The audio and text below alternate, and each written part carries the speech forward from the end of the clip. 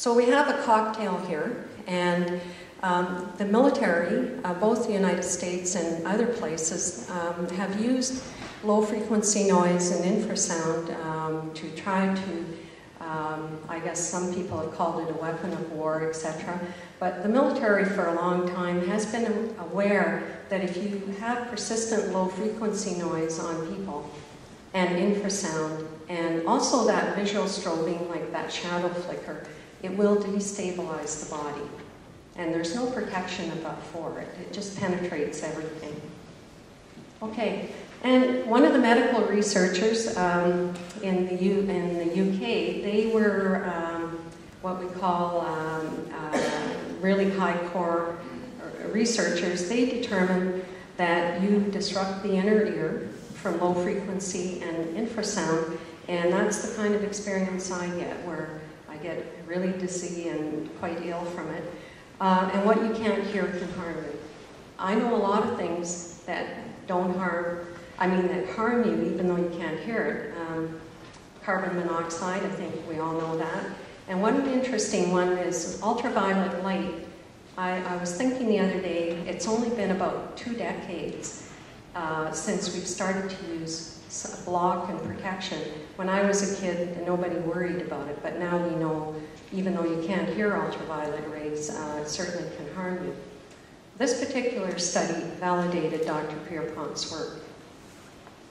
So another misconception, I'm just trying to stay out of the screen here. Another misconception is that in Canada, we're told that we have fantastic guidelines.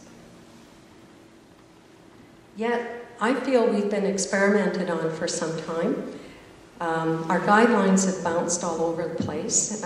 For example, back in 2004, there are many turbine projects that have been regulated at 53, and they can't exceed that. Now, 53 decibels is very, very loud. And nothing is going to, we've been told that they are all going to be grandfathered and nothing is going to change for those.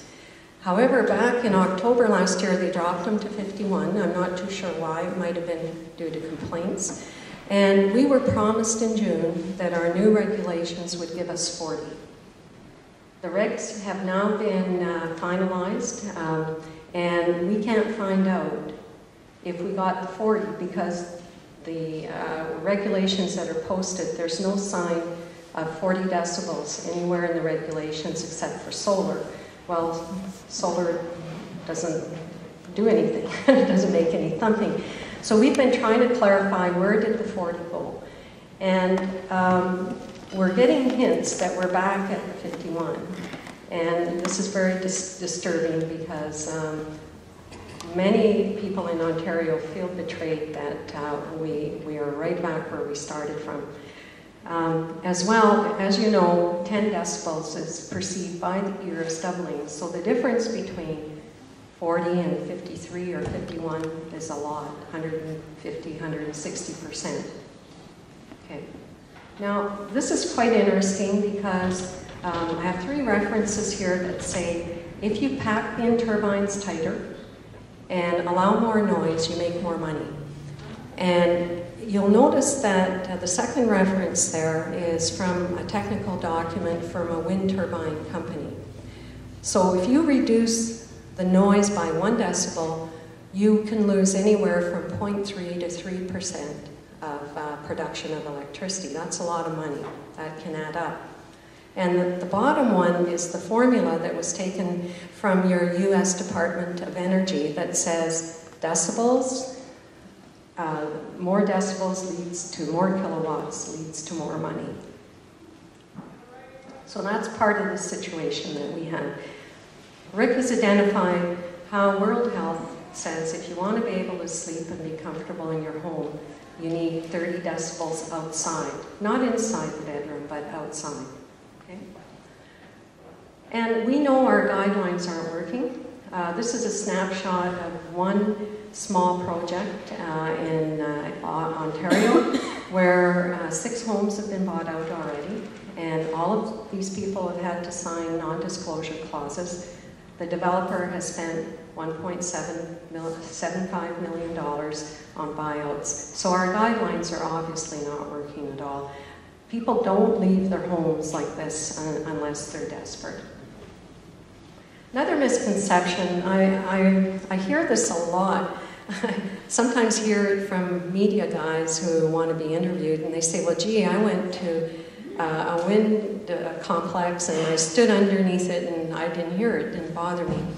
And also the CanWIA fact sheets, they say if you are under one at the base, it'll be like a whisper and it's not going to bother you. Well, if you go next one, NASA's study showed if you don't want to hear it, that's the best place to stand because the sound travels out, not down. So I try to explain that to people, and sometimes I carry this little table with me now and say, well, here's the best place to stand. Another misconception we hear all the time, I hear this so often, turbines all over Europe, no problem. Well, go ahead. Well, we know that it's a global issue. The top references, I haven't even put half of them on, are from United States references that you know well.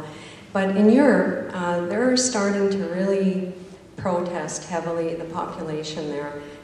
There's a group called the European Platform Against Wind Turbines, and they have almost 360 groups from 19 countries petitioning the European Union to do something. And this is a very powerful group. There's a lot of momentum, including in Germany. So things are not well there, like we're led to believe. Now, I found this very interesting reference. It's a book written by a very well-known acoustician from the Netherlands. And if you follow, the reason I thought this would be useful is part of the case study here that we're looking at, because we're seeing this happening in Ontario, and I bet here in the United States people are seeing this as well. So in Europe, it's identified that if you oppose or express concern, you're categorized as a NIMBY. Our premier in Ontario called us NIMBYs when we were expressing concerns about health. And that was very hurtful to people because they had legitimate concerns and wanted the turbines to be safe. So this happens in Europe, and it's certainly happened in Ontario. As well, no matter how victims or families followed the rules for complaints process, nothing happened. Every one of the victims that I work with have done, sometimes one woman has 6 inches, 2 binders by 3 inches of the complaints that she's put in formally over the last 3 years, and nothing is done. So this has been happening in Europe. There's no resolution. You can't see, nothing happens. As well, there's constant denial that there's a problem. All the victims tell me if they send a complaint, they're told they're the only one in the whole project complaining. So that happens all the time.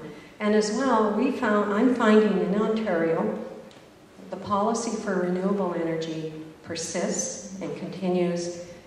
Commercial interests are definitely there before health.